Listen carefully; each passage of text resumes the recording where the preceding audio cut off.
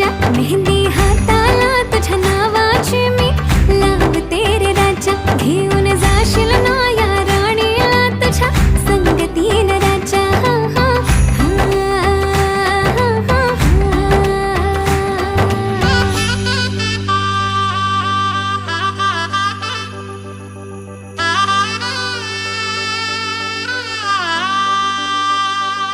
सजली ही नवरी बाई नवरोबासाठी ग, गाली हळदी चाले दिसते किती गोड ग.